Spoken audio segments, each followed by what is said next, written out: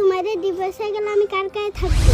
দেখছেন চেয়ারম্যান সাহেব, এতটুক বাচ্চা মেয়ে বলতেছে আম্মু আব্বু তোমাদের ডিভোর্স হয়ে গেলে আমি কার কাছে থাকবো। বর্তমান সমাজটা এমনটা হয়ে গেছে চেয়ারম্যান সাহেব, আপনি ওদেরকে ডিভোর্স দেওয়ার আগে ওদের মুখ থেকে কিছু কথা শুনে নেন। এই তোমাদের দুইজনের সমস্যা কি বলো তো? কেন তোমরা ডিভোর্স দিতে যাচ্ছ বলো তো দেখি? চেয়ারম্যান সাহেব, ও আমার আর আমার মেয়ের কোনো খোঁজ খবর রাখে না, ঠিক মতো খাওন পরন দেয় না, ও সারাদিন জুয়া খেলে আর ঘরে এসে আমারে মারধর করে। আপনিই বলেন আমার এতটুক বাচ্চা নিয়ে আমি কিভাবে এই সংসারটা করি? কি হলো সুজন মিয়া, কি সমস্যা? তোমাদের ডিভোর্স হওয়ার কারণটা কি তুমি আমার একবার বলো তো শুনি।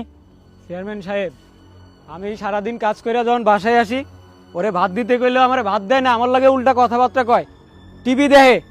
আমি এই লেগে ওর সাথে সংসার করবো না। সুজন মিয়া, তুমি কথাবার্তা কিন্তু ভালো কইতেছো না, এটা কিন্তু ঠিক না।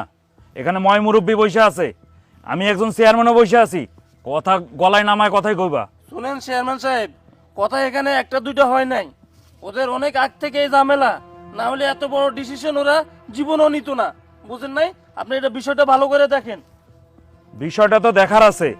আচ্ছা, এলাকাবাসী কি কয় একটু শোনা দরকার। হয় এলাকাবাসী একটু খোঁজ খবর নেন, ওরা আসলে বিষয়টা মানে কিভাবে নিচ্ছে এভাবে।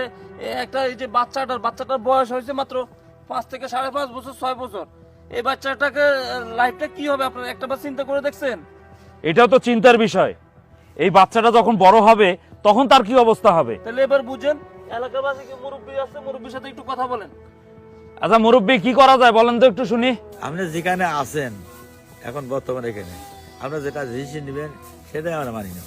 চেয়ারম্যান সাহেব, আপনি যেটা সিদ্ধান্ত করে নেন ওটা আমরা মানি নেবো সবাই। চুপ করেন আপনারা। আপনারা আমার ভাইয়ের নামে উল্টা পাল্টা কেন কথা বলতেছেন? আমার ভাই কোনো জুয়া টুয়া খেলে না, সব দোষ আমার ভাবেরই। আমার ভাবি এই সংসারটা করতে চাইতেছে না। চেয়ারম্যান সাহেব, আপনার যেটা ভালো মনে হয় আপনি ওটাই করেন।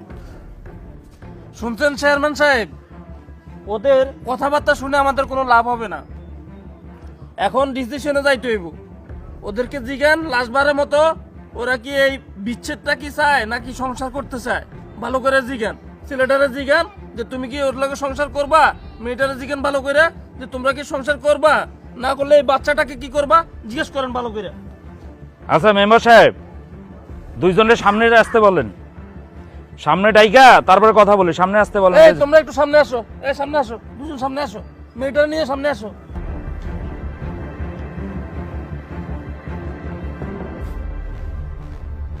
সুজন, ভালো করে চিন্তা করে দেখো, তুমি কি সংসার করবা না বিচ্ছেদ করবা? যদি বিচ্ছেদ হয় এই বাচ্চাটার দায়িত্ব কে নেবে সেটা কি একবার